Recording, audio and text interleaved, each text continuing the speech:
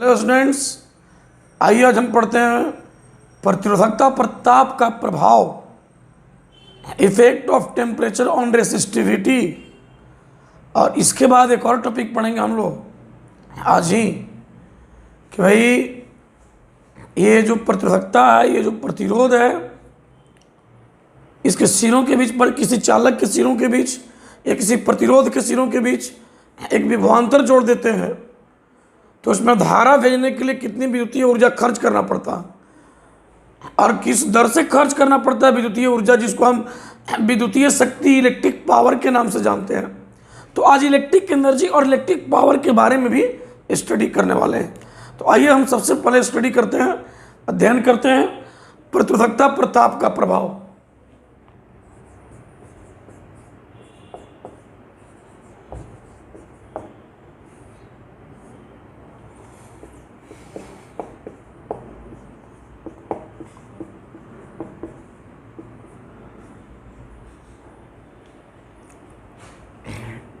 प्रतिरोधकता का फॉर्मूला हम लोगों ने पढ़ा था और ये फॉर्मूला हमने पढ़ा था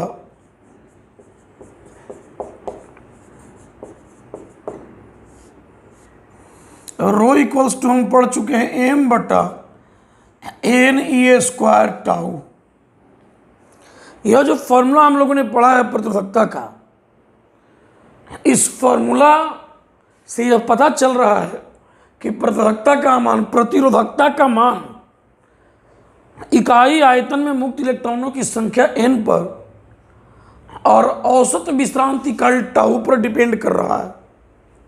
यानी अगर हम इस n की बात अगर हटा दें तो हम जरूर कह सकते हैं कि प्रतिरोधकता जो है यह औसत विश्रांति काल या विश्रांति काल टाउ के व्युत्क्रमानुपाती है। अब देखिए, जब हम धातु की बात करते हैं, नंबर एक हम चालक की बात करते हैं और चालक में दो चीज, धातु एवं मिश्र धातु।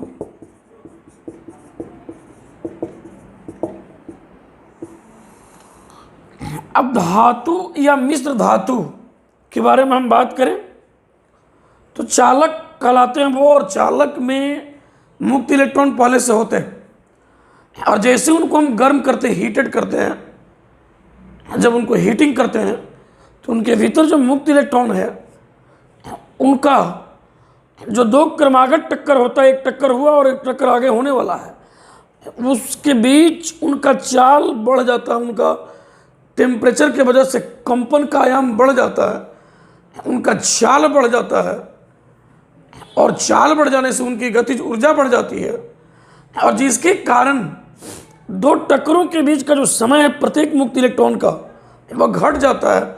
इसलिए इस टाउ का मान लगता है घट जाना, और जब ये घटेगा तो निश्चित रूप से ये बढ़ेगा। यानी टेम्परेचर बढ़ाने पर, चालक के लिए टेम्परेचर बढ़ाने पर, धातुओं का टेम्परेचर बढ़ाने पर, यहाँ मिश्र धातु की बात हम बाद में करेंगे, हम पहले धातु की बात केवल करते हैं। यहाँ पर चालक हमारे यहाँ धातु है, मेटल है, और धातु का जब हम टेम्परेचर बढ़ाते हैं तो उसके भीतर मुक्त इलेक्ट्रॉनों का जो दो क्रमागत टक्करों के बीच का समय है वो समय घट जाएगा, वो समय कम हो जाएगा क्योंकि चाल और गतिज ऊर्जा बढ़ जाएगा और ये घट जाता है ये समय, और जब ये घटेगा तो ये बढ़ जाएगा। इसलिए हम लोग कहेंगे कि धातुओं का ताप बढ़ाने पर उनका प्रतिरोधकता बढ़ जाता है। तो हम लोग यहाँ पर कहेंगे आपको धातु का ताप बढ़ाने पर उनका प्रतिरोधकता बढ़ता है। ये बात ऑब्जेक्टिव में आ जाता है, ये लाइन। और इसके लिए एक फॉर्मूला बनाया गया, एक फॉर्मूला दिया गया है कि कैसे बढ़ता है। धातु के प्रतिरोधकता का ताप पर निर्भरता निम्न प्रकार से होता है निम्न प्रकार से होता है, और ये होता है फॉर्मूला हम लोगों को rho t is equal to rho not into 1 plus alpha R into T minus T nought. ये फॉर्मूला हम लोग को मिल जाता है बच्चों, जहाँ रो टी जो है, जहाँ रो टी ये है ताप टी पर, अंतिम ताप टी पर प्रतिरोधकता, अंतिम ताप टी पर प्रतिरोधकता, रो नॉट है प्रारंभिक ताप टी नॉट पर प्रतिरोधकता, और जो है अल्फा आर जो है आपको ये है प्रतिरोधकता ताप गुणांक, प्रतिरोधकता का ताप गुणांक, प्रतिरोधकता का ताप गुणांक है टेम्परेचर कोफिशिएंट ऑफ रेसिस्टिविटी। ये फॉर्मूला, इसी फॉर्मूला को हम लिखते हैं, यानी धातु का जो प्रतिरोधकता बढ़ता है किस तरह बढ़ता है, इस चीज़ को हम इस फॉर्मूला से देते हैं। रो टी ये प्रतिरोधकता हो गया जब टेम्परेचर अंतिम है टी, अंतिम टेम्परेचर टी पर प्रतिरोधकता रो नॉट, प्रारंभिक टेम्परेचर टी नॉट पर प्रतिरोधकता, और यहाँ जो अल्फा आर है ये है प्रतिरोधकता का ताप गुणांक। इसका मान अलग अलग धातुओं के लिए अलग अलग होता है, और इसका मान टेम्परेचर के अनुसार भी घट बढ़ सकता है, ये बात याद रखिएगा। धातुओं के लिए इसका मान जो है पॉजिटिव मिलता है, धनात्मक मिलता है, क्योंकि आप जान ही चुके हैं कि जब टेम्परेचर बढ़ाएंगे तो प्रतिरोधकता बढ़ता है, ये रोटी बढ़ता है, रो बढ़ता है प्रतिरोधकता, इसलिए इसका मान पॉजिटिव मिलता है। ये बात ऑब्जेक्टिव में आता है, मैं नोट करके लिख दे रहा हूँ यहाँ पर। चूंकि धातु का प्रतिरोधकता, चूंकि धातु का प्रतिरोधकता ताप गुणांक, इस फॉर्मूला से हम क्या लिख सकते हैं, इस फॉर्मूला से लिख सकते हैं हम लोग अल्फा आर इक्वल्स टू, अब गुणा भाग करके देख लीजिए आप, यहाँ से मिलेगा rho T minus rho naught, और बटा मिलेगा हम लोगों को जो है rho not into T minus T zero. देखिए रो नॉट से मल्टीप्लाई तो यहाँ रो नॉट आएगा, यहाँ भी रो नॉट आएगा, ये इधर माइनस में आ जाएगा, ये ऊपर में आ जाएगा, और बटा में यहाँ रो नॉट और टी माइनस टी नॉट आ जाएगा। अब देखिए चूँकि टेम्परेचर बढ़ाएंगे तो ये रो टी जो लिखा अंतिम प्रतिरोधकता ये बढ़ जाएगा शुरू से, यानी चूँकि रो टी जो है ये बड़ा होगा रो नॉट से, अतः अल्फा आर जो है ये पॉजिटिव होगा। इसलिए याद रखिए कि धातुओं के लिए प्रतिरोधकता ताप गुणांक धनात्मक होता है, ये बात ऑब्जेक्टिव में आता है, यानी मैं लिख देता हूँ कि अतः धातुओं का प्रतिरोधकता ताप गुणांक धनात्मक होता है, धनात्मक होता है। तो ये रहा प्रतिरोधकता के बारे में धातु के लिए।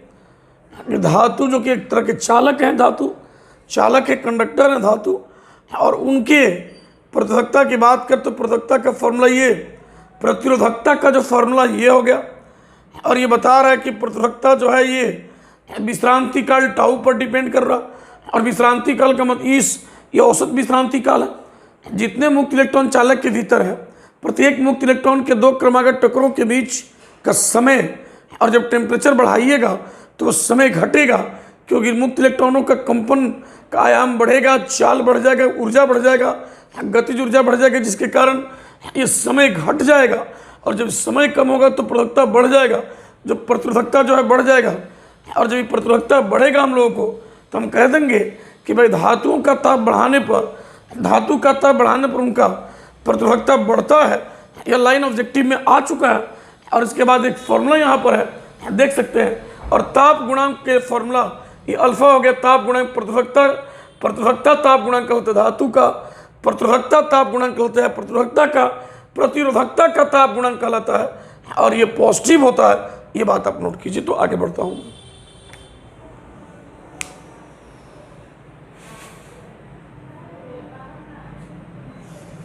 इसमें मुख्य चीज ये फॉर्मूला याद करना है, इस पर न्यूमेरिकल पूछ सकता है, ये याद रखना है, ऑब्जेक्टिव आएगा, और ये लास्ट वाला याद रखना ऑब्जेक्टिव आएगा। ये फॉर्मूला भी ऑब्जेक्टिव में पूछ सकता है।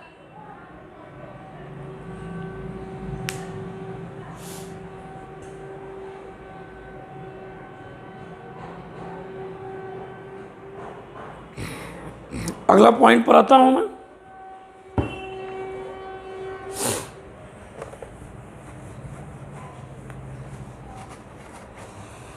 अगला पॉइंट हम लोग का है कि मिश्र धातु का प्रतिरोधकता। तो मिश्र धातु का प्रतिरोधकता जो है, प्रतिरोधकता जो है, रेसिस्टिविटी, ये स्पेसिफिक रेसिस्टेंस धातुओं की तुलना में उच्च होता है। मिश्र धातुओं का प्रतिरोधकता, मिश्र धातुओं के प्रतिरोधकता का के लिए, अब मिश्र धातु के लिए पढ़ते हैं। मिश्र धातु हम ले लेते हैं।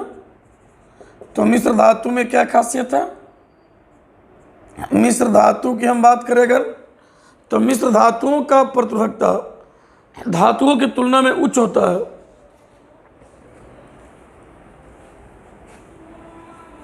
मिश्र धातुओं का जो प्रतिरोधकता होगा धातुओं की तुलना में उच्च होता है।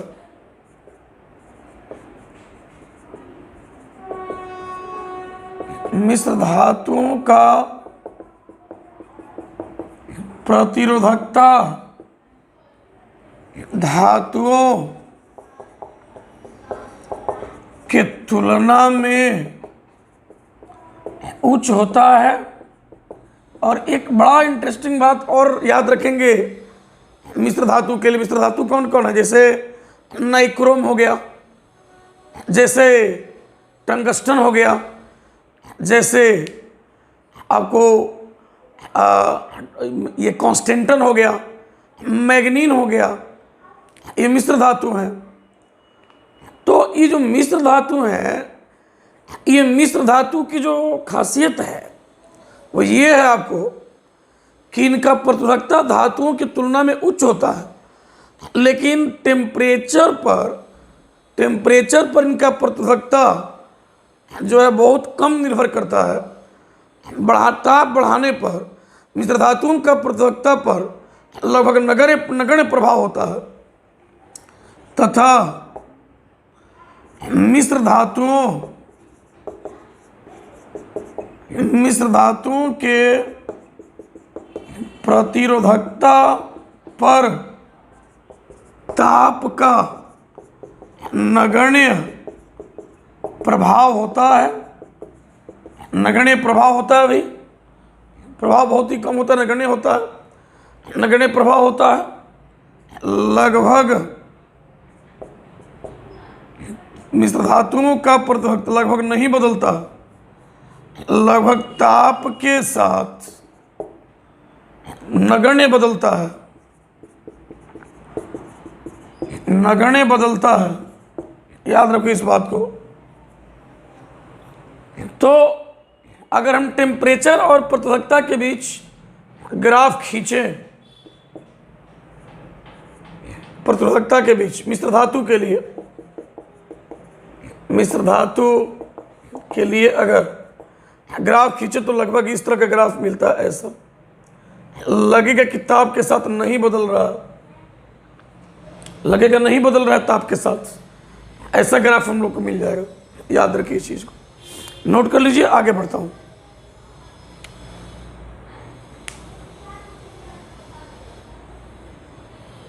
अब हम सीखेंगे अर्धचालक का और अचालक का या कुचालक का जो है प्रतिरोधकता पर ताप का प्रभाव क्या होता है। मिटाया जाए।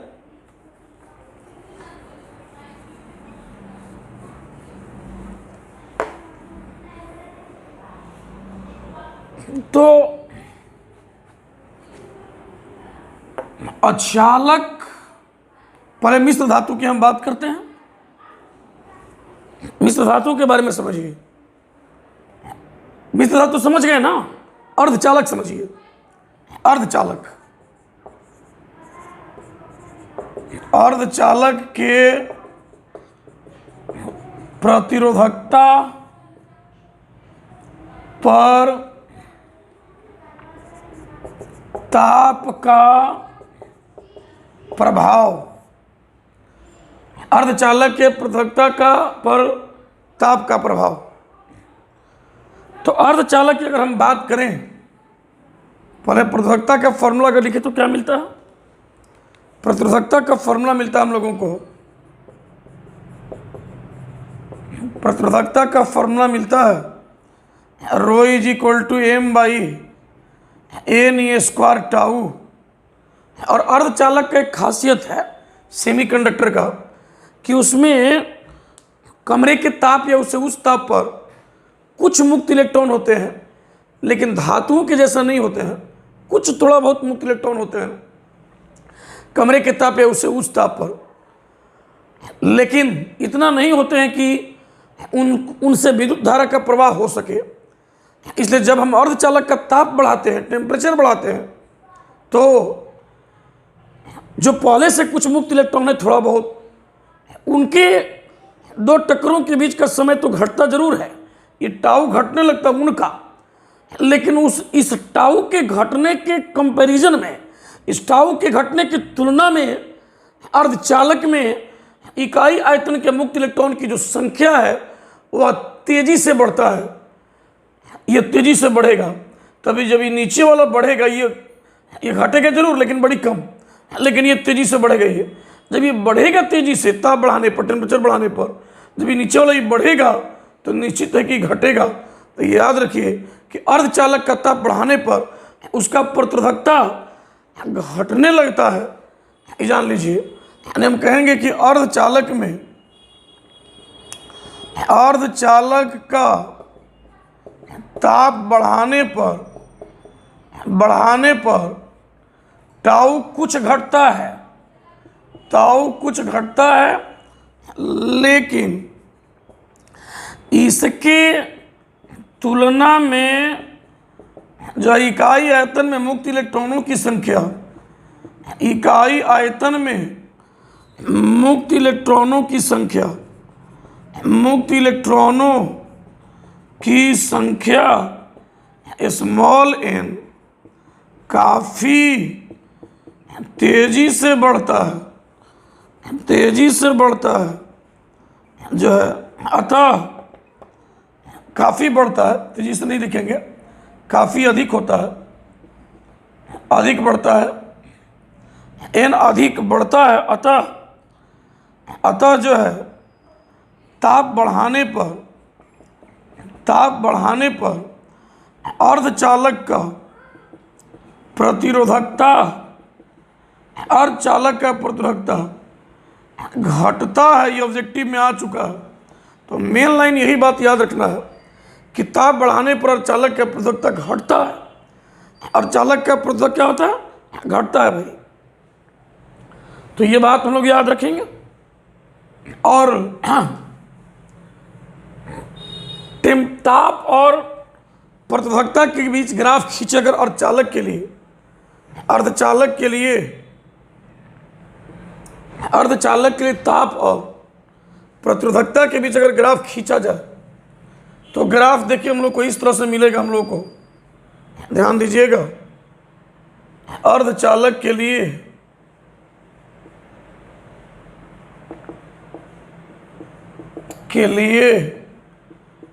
प्रतिरोधकता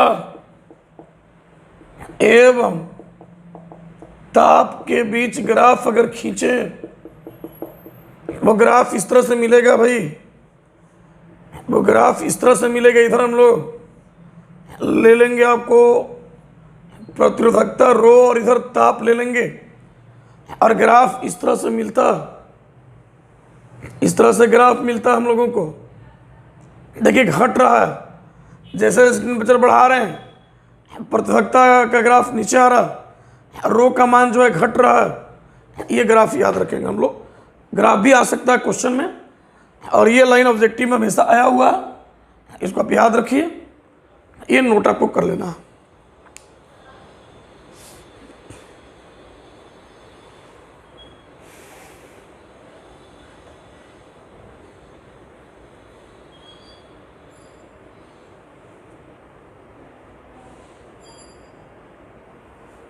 टाउ घटता जरूर है लेकिन एन बढ़ता है, एन अधिक बढ़ता है, टाउ की तुलना में एन अधिक बढ़ता है। इसको कंपनसेट कर लेता है और अपने को बढ़ा लेता है आगे, इसलिए इसका मान घटने लगता है। मिटाया जाए इस चीज़ को। अब कुचालक या अचालक की अगर हम बात करें तो कुचालक या अचालक में मुक्त इलेक्ट्रॉन नहीं होता है, लगभग नहीं होता है समझिए तो। और इसलिए जब उसका ताप बढ़ाइएगा तो उसमें मुक्त इलेक्ट्रॉनों की संख्या बढ़ने लगेगी। प्रतिरोधकता का फॉर्मूला हम क्या पढ़े उसको पहले लिखिए आप। देखिए हम अब क्या बताने जा रहे हैं, हम लोग यहाँ सीखेंगे आपको अचालक या कुचालक के प्रतिरोधकता पर ताप का प्रभाव। अब देखो अचालक में या कुचालक में मुक्त इलेक्ट्रॉन नहीं होते हैं। अचालक में मुक्त इलेक्ट्रॉन नहीं होते हैं, मुक्त इलेक्ट्रॉन नहीं होते हैं, नहीं होते हैं बच्चों जब इनका ताप बढ़ाते हैं। अतः जब अचालक का ताप बढ़ाते हैं तो जो है तो इकाई आयतन में मुक्त इलेक्ट्रॉनों की संख्या, मुक्त इलेक्ट्रॉनों की कुछ संख्या हो जाता है, कुछ संख्या हो जाता है। अतः ताप बढ़ाने पर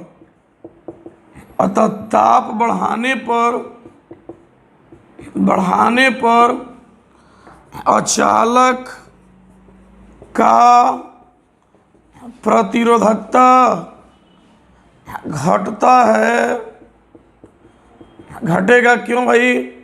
फॉर्मूला क्या होता है प्रतिरोधकता का फॉर्मूला तो रेसिस्टिविटी का रो इक्वल्स टू m/n² टाउ। अब ये n तो पहले से रहता ही नहीं है अचालक में, तो समय की तो यहाँ कुछ बातें नहीं पूछना है, रहता तब टकराने का समय सोचते। जब n नहीं है तो होता है कि जैसे टेम्परेचर बढ़ाइएगा अचालक का तो कुछ अगर मुक्त इलेक्ट्रॉन उत्पन्न हो भी गए उसमें तो n बढ़ा जैसे ये घट जाएगा, जैसे n बढ़ा ये रो घट जाएगा। ये बात हमने यहाँ लिख दिया। तो हम लास्ट वाला बात याद रखेंगे कि ताप बढ़ाने पर अचालक का प्रतिरोधकता घटता है। ऑब्जेक्टिव में ये बात आ जाता है, इस चीज़ को हम लोग को याद रखना है।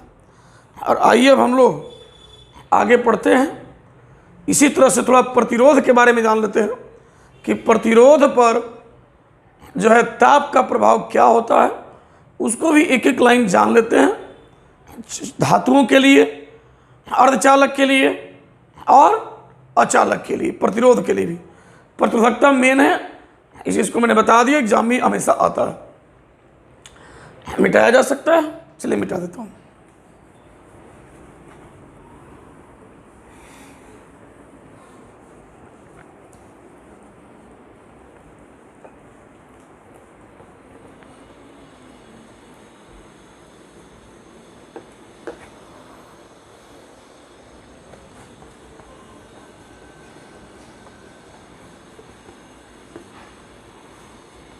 तो अब हम बात करेंगे यहाँ पर प्रतिरोध पर ताप का प्रभाव। प्रतिरोध पर ताप का प्रभाव हम लिखेंगे यहाँ। देखो बच्चों, पहले हम धातु के लिए करते हैं। नंबर 1, धातु के प्रतिरोध पर ताप का प्रभाव देख लेते हैं। क्या है भाई?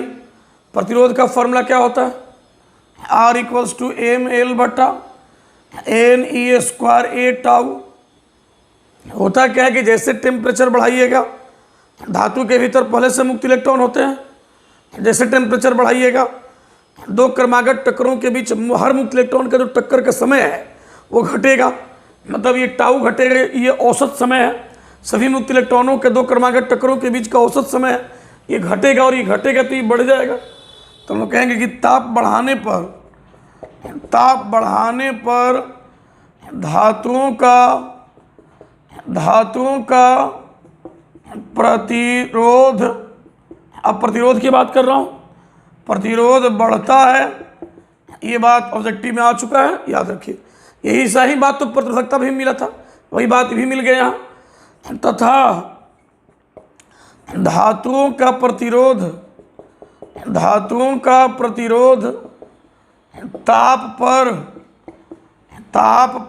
ताप के साथ निम्न प्रकार से बदलता है।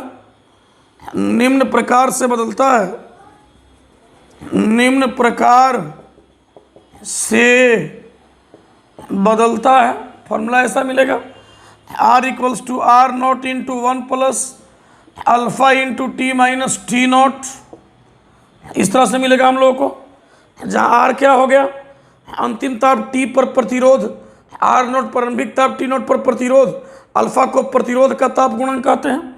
R = अंतिम ताप T पर प्रतिरोध हो गया हम लोगों को, R0 जो हो गया प्रारंभिक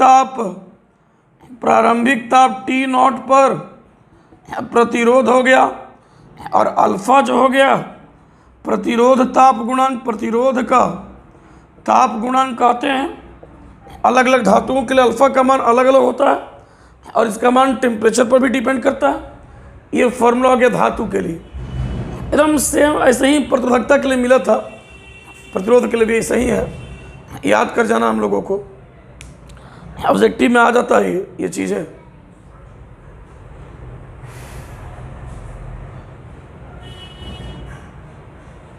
इसको मिटाया जा सकता है, चले मिटाते हैं।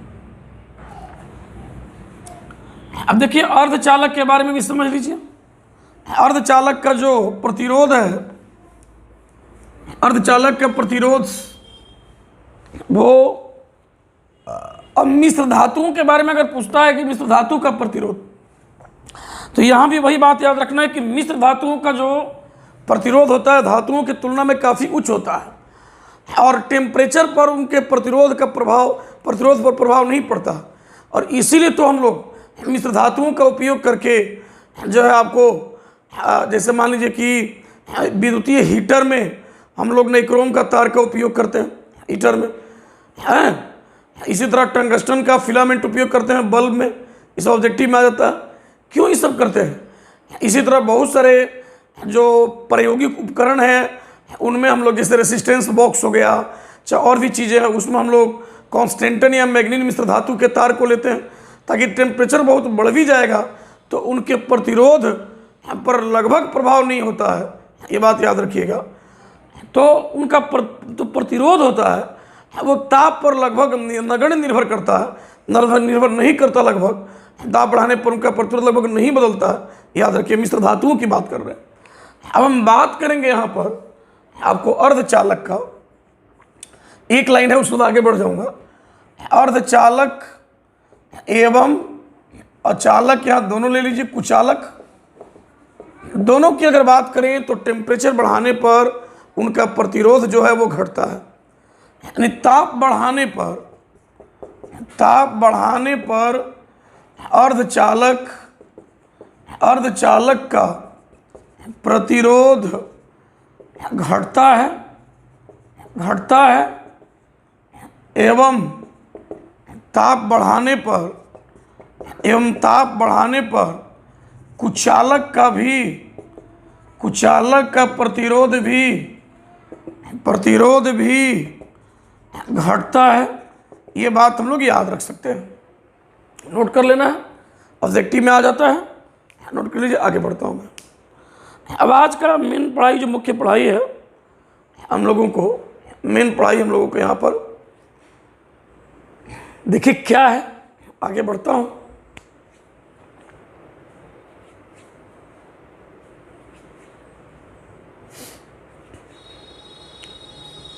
आज का मेन पढ़ाई हम लोग का विद्युतीय ऊर्जा एवं विद्युतीय शक्ति, electric energy and electric power.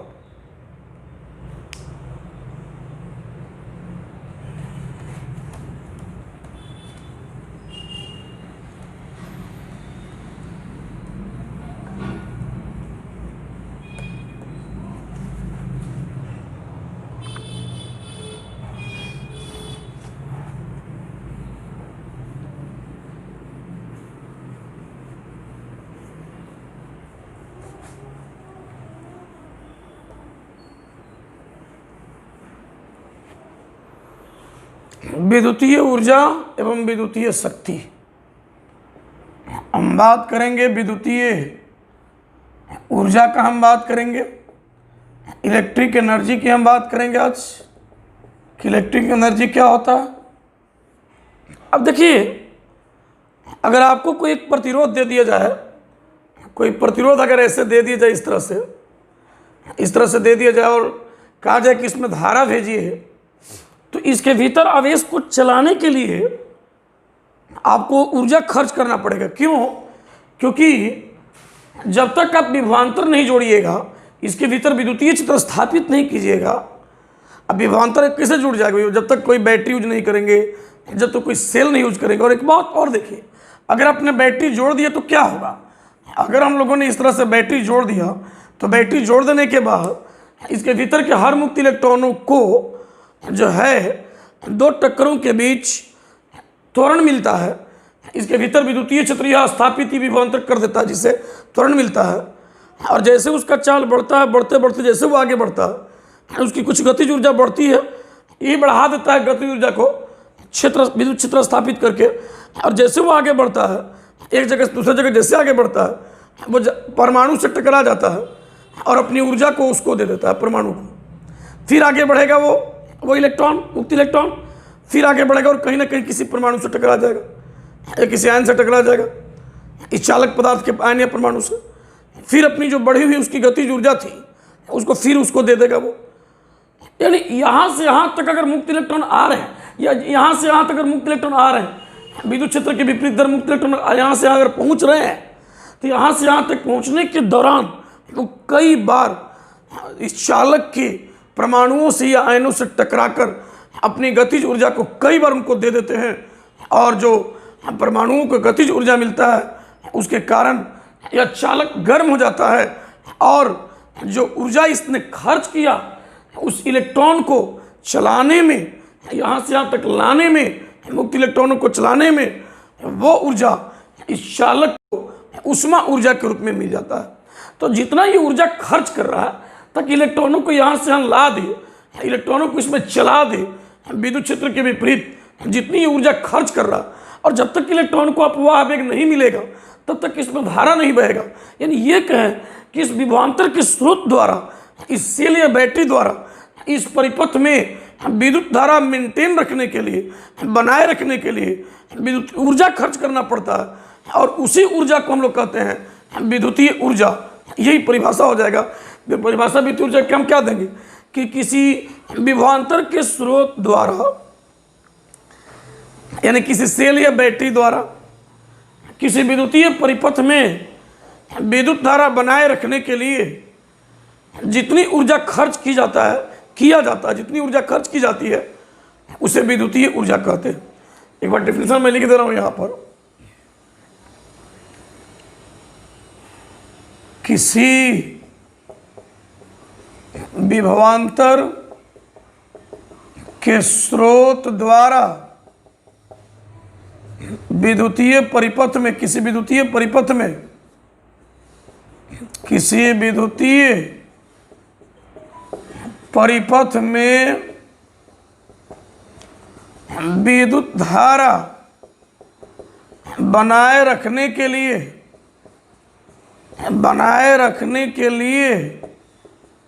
जितनी ऊर्जा खर्च की जाती है उसे विद्युतीय ऊर्जा कहते हैं। अब हम लोग इसका एक फॉर्मूला अभी ला देते हैं। जैसे यहाँ पर हमने एक बैटरी जोड़ दिया विभवांतर भी का, तो यहाँ से यहाँ तक का विभवांतर भी हम लोग का भी हो जाएगा। ये बिंदु ए ले लो, ये बिंदु बी ले लो, और मान लो, ऐसा इमेजिन कर लो, देखो इलेक्ट्रॉन चलते हैं मुक्त इलेक्ट्रॉन विद्युत क्षेत्र के विपरीत, और उनके बदला में उतना ही धन आवेश आप विद्युत क्षेत्र के दिशा में मान सकते हैं, ले सकते हैं। तो मान लीजिए कि इधर धारा आई बहाने के लिए, जब आई बह रहा, तो धारा आई को टी समय तक प्रवाहित करने के लिए इसमें क्यू आवेश जो है, क्यू आवेश इधर बह रहा है, आपको ए से बी तक टी समय में बह रहा है। तो हम लोग कहेंगे कि यदि चालक में धारा आई प्रवाहित करने के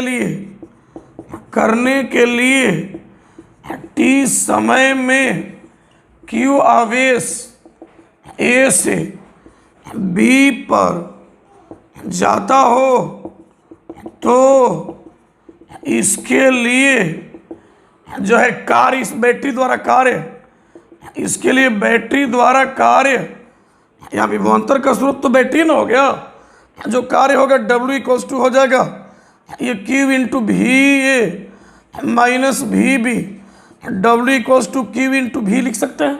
और आपको पता है कि Q बराबर IT लिख सकते हैं, यानी I बराबर जो है Q बराबर IT लिख सकते हैं। इस चीज़ को यहाँ रख देते हैं, तो W इक्वल्स टू हो जाएगा हम लोगों को जो है VIT, और यही कार्य जो इसने खर्च किया बैटरी ने, ये विभवांतर के स्रोत ने, यह विद्युतीय ऊर्जा कहलाता है। अब आप कहेंगे ये फॉर्मूला कहाँ से आ गया?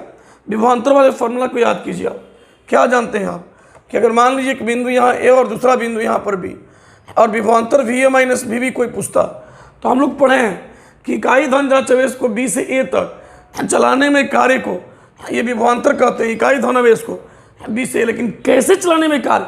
विद्युतीय बल के विरुद्ध, बाह्य बल द्वारा विद्युतीय बल के विरुद्ध, समझिए, मतलब विद्युतीय बल के विरुद्ध यहाँ से यहाँ चलाने में कार्य ये है। ये विद्युतीय बल के विरुद्ध कार्य अगर है, विद्युतीय बल के विरुद्ध कार्य का मतलब कि विद्युतीय बल के विरुद्ध कार्य का मतलब कि विद्युतीय बल के द्वारा अगर कार्य है तो उसके पीछे क्या लग गया होगा? उसके पीछे माइनस लग गया होगा।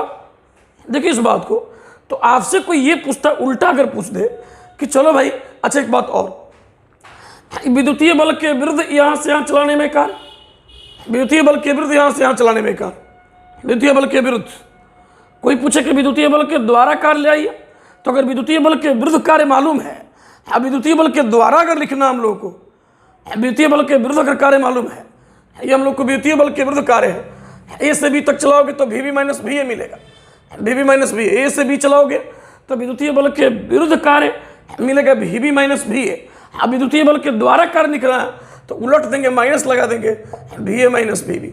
एक बार यहाँ लिख देता हूँ, देखिए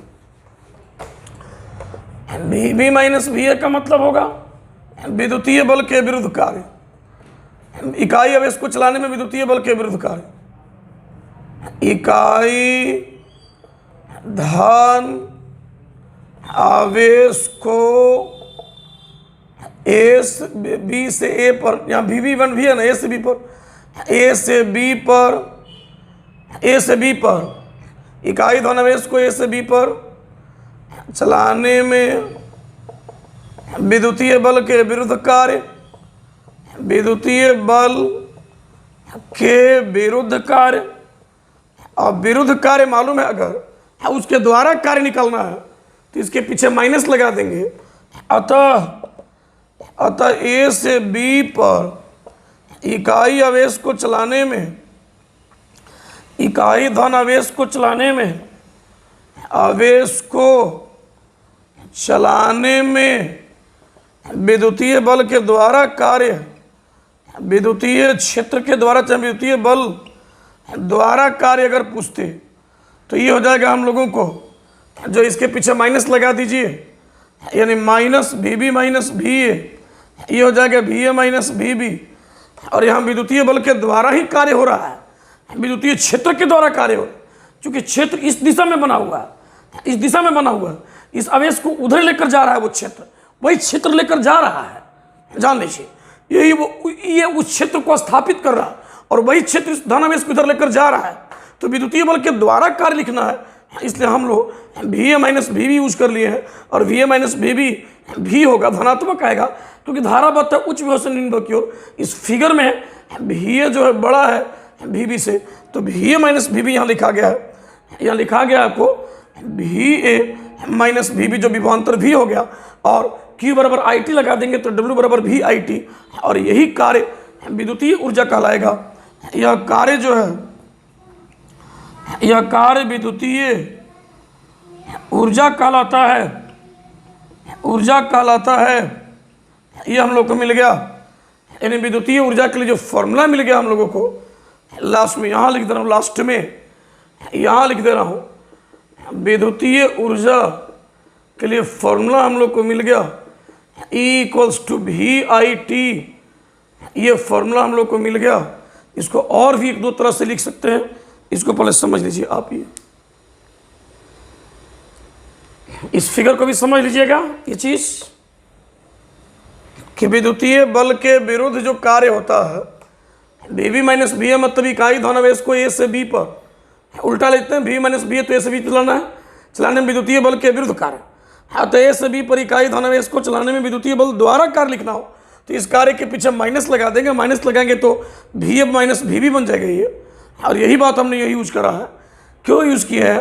क्योंकि भाई इस आवेश स्मॉल q को A से B तक हमको लेकर जाना है, विद्युतीय क्षेत्र के द्वारा लेकर जाना है। ये विभवांतर का स्रोत विद्युतीय क्षेत्र स्थापित कर रहा है, इस विभवांतर के स्रोत द्वारा कार्य हो रहा है। यहाँ कोई बाह्य एजेंट कार्य नहीं कर रहा, यहाँ कोई एक्सटर्नल एजेंट काम नहीं कर रहा, यहाँ ये काम कर रहा है, ये बैटरी या सेल कार्य कर रहा है इस आवेश को चलाने में।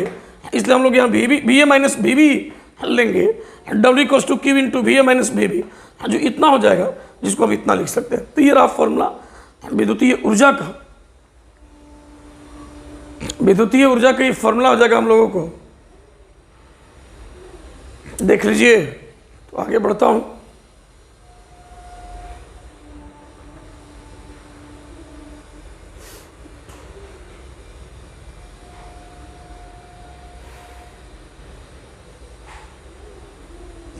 मिटाया जा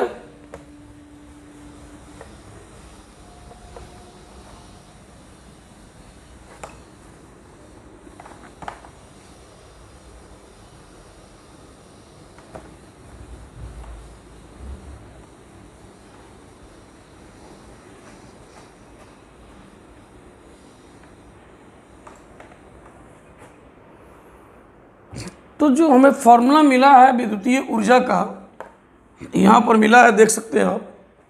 इसको और भी एक दो तरीके से देखिए हम कैसे लिख सकते हैं हम लोग विद्युतीय ऊर्जा के फॉर्मूला को।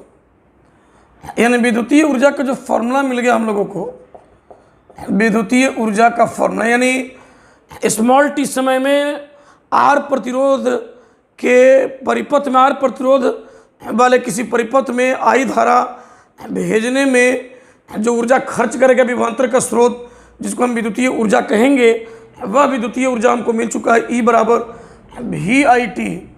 विद्युतीय ऊर्जा E = मिल गया हम लोग को VIT। हम इसको चाहे तो और भी बदल सकते हैं, हम इसको लिख सकते हैं, चूँकि जो है I = होता है या V = IR होता है, ये हम लोग ओम्स लॉ से पढ़े हैं, इसको रख देते हैं।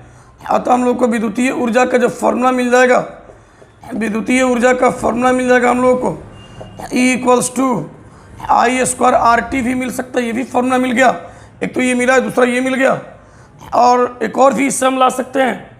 हम लोग कहेंगे कि चूँकि जो है हम लोग यहाँ जो है इस I को ही हटा देते हैं, तो चूँकि I = V/R, अतः हम यहाँ अगर रख दें यहाँ पर, अतः मिलेगा हमको E = जो है V × V/R × T, E = मिलेगा V²/R × T।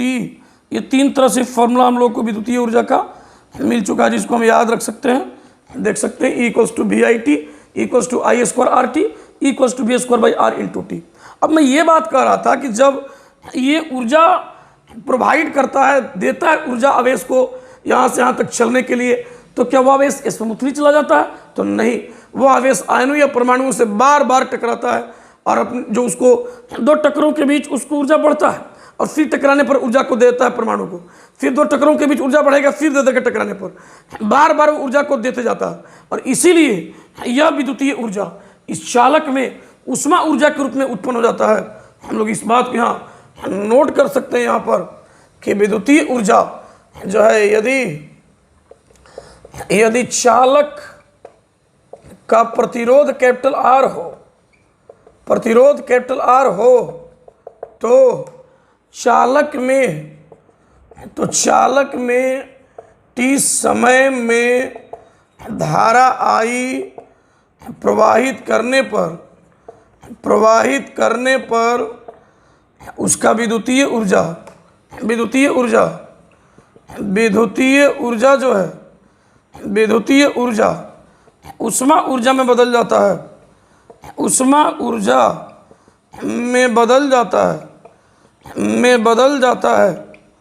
अतः हम लोग लिख सकते हैं, हम लोग यहाँ पर H बराबर जो है V स्क्वायर और बाई R इंटू टी लिख सकते हैं उष्मा ऊर्जा को। अच्छा, H बराबर जो है I स्क्वायर आर टी भी लिख सकते हैं। तो ये रहा एक फॉर्मूला। और क्यों हुआ ये चीज़, ये मिला क्यों?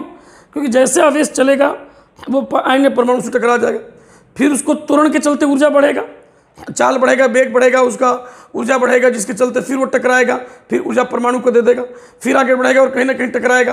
क्या ये आवेश सीधा थोड़े आ जाएगा यहाँ से यहाँ तक, बार बार आयन परमाणु से टकराएगा और दो टक्करों के बीच जो उसकी ऊर्जा बढ़ी होगी वो परमाणु को दे दिया टक्कर के दौरान, फिर ऊर्जा बढ़ा फिर दे दिया, फिर ऊर्जा बढ़ा फिर दे दिया, धीरे धीरे तार गर्म हो जाएगा। यानी जो विद्युतीय ऊर्जा इसको मिला है चलने के लिए, जो मिला वह विद्युतीय ऊर्जा इस चालक तार को जो है उष्मा ऊर्जा के रूप में मिल गया। इसलिए हमने ये बात लिख दिया, इस चीज़ को लिख दिया है। यानी उष्मा ऊर्जा का फॉर्मूला हम लोग जो है ऐसे भी लिख सकते हैं हम लोग। अतः जो है विद्युतीय उष्मा ऊर्जा की बात अगर करें, अगर या हम लोग यहाँ ऐसे भी लिख सकते हैं, या H बराबर जो है I स्क्वायर आर टी, या H बराबर जो है VIT भी हम लिख सकते हैं। ये भी फॉर्मूला हम लोग नोट कर सकते हैं। इनके अलावा V square by R into T तो है ही, ये भी फॉर्मूला उष्मा ऊर्जा के लिए हम लिख सकते हैं। तो ये रहा फॉर्मूला हम लोगों को। विद्युतीय ऊर्जा कैसे उष्मा में बदल जाता है, इस चीज़ को हमने यहाँ सीखा। क्योंकि ये बात दिमाग पर रखिए कि जैसे आवेश चालक में बढ़ेगा, थोड़ा बढ़ेगा, इसके चलते विद्युत क्षेत्र स्थापित होगा, विद्युत क्षेत्र उस पर बल लगाएगा, उसको त्वरण मिलेगा, उसका चाल बढ़ेगा, उसकी ऊर्जा बढ़ेगी, उसकी गति ऊर्जा बढ़ेगी। जैसे वो आगे बढ़ेगा परमाणु से टकरा जाएगा और अपनी ऊर्जा को, जो बढ़ा हुआ ऊर्जा है, उस ऊर्जा को परमाणु को दे देगा, जो बढ़ा हुआ ऊर्जा है, और फिर आगे टकराएगा, फिर आगे बढ़ेगा, फिर उसकी गति ऊर्जा बढ़ेगी, फिर बढ़ेगा और फिर कहीं परमाणु से टकराएगा, फिर जो बढ़ा हुआ गति ऊर्जा फिर दे देगा परमाणु को। धीरे धीरे ये चालक गर्म हो जाएगा और जो विद्युतीय ऊर्जा उसको मिला था, जो इसने खर्च किया आवेश को यहाँ से यहाँ तक ले जाने में, वह विद्युतीय ऊर्जा उष्मा में बदल गया।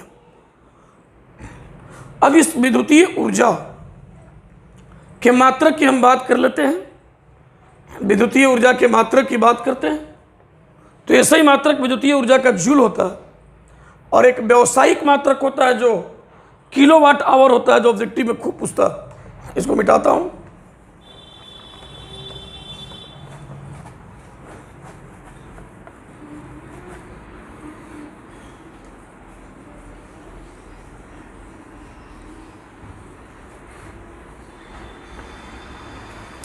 तो विद्युतीय ऊर्जा की अगर हम बात करें, मात्रक का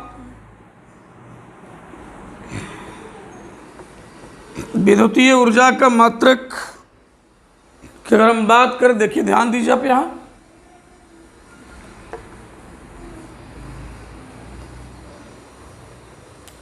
विद्युतीय ऊर्जा का मात्रक,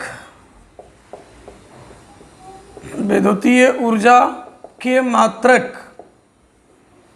तो ऐसा ही मात्रक जो है विद्युतीय ऊर्जा का ऐसे ही मात्रक जूल होता है। विद्युतीय ऊर्जा का एसआई मात्रक होता है जूल, जूल होता है, तथा विद्युतीय ऊर्जा का व्यावसायिक मात्रक, विद्युतीय ऊर्जा का व्यावसायिक मात्रक जो है, व्यावसायिक या व्यापारिक मात्रक किलोवाट आवर होता है, किलोवाट आवर होता है। और 1 किलोवाट आवर जो है वो कितना होगा, ये चेंज करके हम देख लेते हैं। इसी को एक यूनिट कहते हैं आपके भाषा में। 1 किलोवाट आवर कितना होगा, देखिए किलो का मतलब 10⁻³ और वाट का मतलब जूल पर सेकेंड और घंटा का मतलब 3600 सेकेंड। सेकेंड और सेकेंड यहाँ कैंसिल हो जाएगा 3600 × 10⁻³ जूल, यानी हो जाएगा 36 × 10⁻5 जूल या 3.6 गुणे जो है 10⁻6 जूल। और जूल तो ऊर्जा का मात्रक है ही, तो किलोवाट आवर कई बार पूछ चुका कि किलोवाट आवर किसका मात्रक है, तो ऊर्जा का मात्रक है किलोवाट आवर।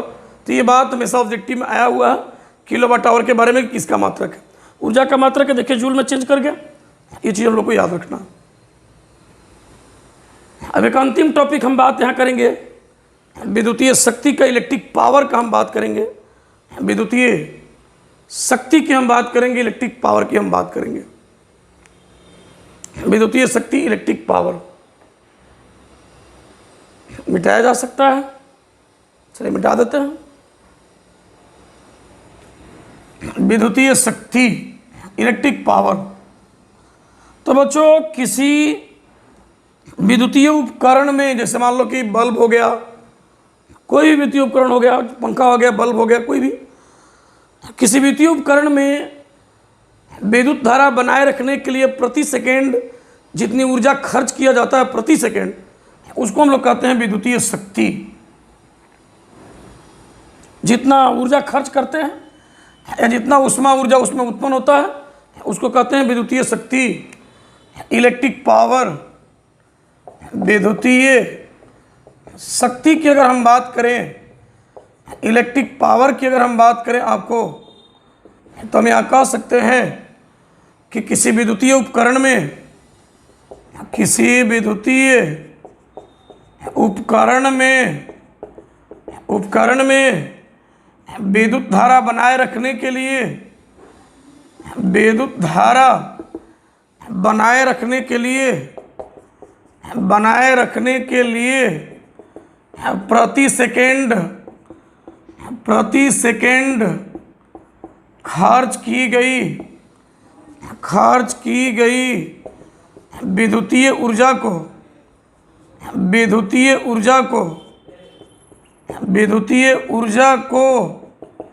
विद्युतीय शक्ति कहते हैं। विद्युतीय शक्ति कहते हैं। अब इसका फॉर्मूला क्या हो जाएगा देख लीजिए। तथा विद्युतीय शक्ति जो होगा हम लोगों को, विद्युतीय शक्ति हो जाएगा P = E/T, या जो उष्मा ऊर्जा किसी में उत्पन्न होता है उसको भी कहते हैं प्रति सेकंड जो विद्युतीय उष्मा ऊर्जा खर्च होगा उसको विद्युतीय शक्ति कहते हैं। तो P = E का मान अभी पढ़े हैं, 3 फॉर्मूला पढ़े हैं। E का मान अभी पढ़े तो हम लोग VIT और बटा T से काट दीजिए तो P = हो जाएगा VI। ऑब्जेक्टिव में हमेशा ही आया हुआ है, या जो है P = जो है, अतः विद्युतीय शक्ति ऑब्जेक्टिव में खूब पूछता है ये, या P = हम इसको लिख सकते हैं V = IR, तो हो जाएगा I² × R, चूँकि V = IR यूज़ कर लिए हैं। एक फॉर्मूला ये हो गया, भी आ चुका ऑब्जेक्टिव में, 2 आ चुका, 3 आ चुका। या हम इसको लिख सकते हैं P बराबर जो है, हम लोग यहाँ अगर I को V/R कर दें, V × I, और I को अगर हम V/R यूज़ कर लें तो क्या हो जाएगा, P = V²/R, ये भी यूज हो जाता है। ये तीनों फॉर्मूला आ चुका है। देख लीजिए, किसी विद्युतीय उपकरण में विद्युत धारा बनाए रखने के लिए प्रति सेकंड खर्च की गई विद्युतीय ऊर्जा को विद्युतीय शक्ति कहते हैं। और ये फॉर्मूला हम लोग को मिल गया है।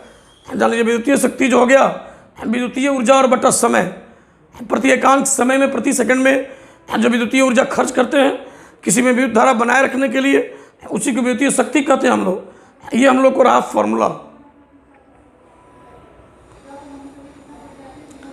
अब किसी विद्युतीय उपकरण का जो रेटिंग होता है, जैसे मान लीजिए बल्ब पर लिखा होता है 220 वोल्ट 60 वाट, इसी तरह किसी अन्य पर भी लिखा रहता है। उस रेटिंग का थोड़ा मीनिंग समझ लेते हैं ताकि न्यूमेरिकल बनाने में इसका दिक्कत नहीं होगा हम लोगों को। और शक्ति है तो शक्ति का मात्रक वाट होगा, शक्ति का मात्रक वाट होगा, बड़ा मात्रक किलोवाट लिख सकते हैं। वाट आवर नहीं बोल रहे हैं, वाट बोल रहे हैं, और किलोवाट बड़ा मात्रक मिल सकता है, मेगावाट मिल सकता है। विद्युतीय शक्ति का मात्रक जो है, विद्युतीय शक्ति का एसआई मात्रक की अगर हम बात करें तो वाट होता है, संकेत कैपिटल डब्ल्यू लिखते हैं। बड़ा मात्रक की बात करें, बड़ा मात्रक हो जाएगा किलोवाट, मेगावाट, गीगावाट, इस तरह से हम लोग को मिल सकता है। इसको मिटाया जा सकता है, देख लीजिए।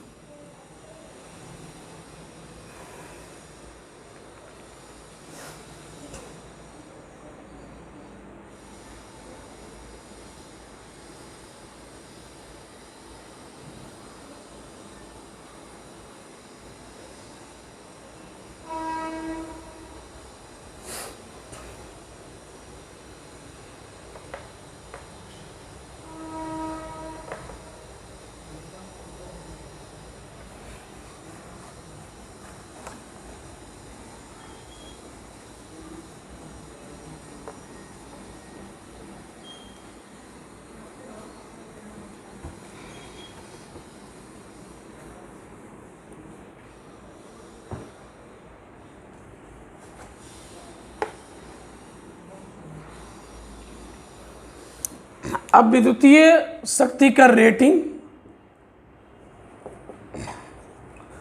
विद्युतीय उपकरण का पावर रेटिंग। जैसे मान लो ये पॉइंट नंबर 1, यदि एक बल्ब पर 220 वोल्ट 60 वाट लिखा हो तो इसका मतलब क्या होगा? देखो, इसका मतलब होगा 220 वोल्ट से अगर हम जोड़ दें तो वह प्रति सेकेंड 60 जूल ऊर्जा खर्च करता है, वो 60 जूल ऊर्जा खर्च करता है। तो इसका अर्थ होगा कि इसे 220 वोल्ट के स्रोत से जोड़ देने पर यह 1 सेकेंड में 60 जूल ऊर्जा की खपत करेगा, खपत करेगा, ये बात हो जाएगा। इसी से हम इसका प्रतिरोध भी निकाल सकते हैं, बल्ब का प्रतिरोध, तथा बल्ब का प्रतिरोध कितना होगा इसी से निकालना। जब भी क्वेश्चन देगा ऑब्जेक्टिव आता है श्योर, R बराबर निकलेगा। देखो फॉर्मूला हम लोग क्या जानते हैं, फॉर्मूला जानते हैं P बराबर V² R। तो इसी से R बराबर हो जाएगा हम लोगों को जो है V² P। इसी से हमको निकल जाएगा। देखो यहाँ पर दिया हुआ है शक्ति 60 दिया हुआ है और वोल्टेज 220 यहाँ पर दिया हुआ है, आसानी से हम प्रतिरोध पता कर सकते हैं।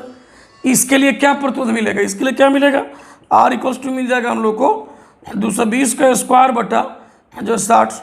इसको हल कर दीजिए, आपको चला आएगा। तो ये रहा। इसी तरह पर भी न्यूमेरिकल्स आने लगेगा अब धीरे धीरे। इसको पहले आप देख लीजिए। इसी तरह किसी भी चीज़ पर रेटिंग लिखा हो तो इसी तरह आपको समझ लेना है और सवाल में यूज करना है हम लोगों को।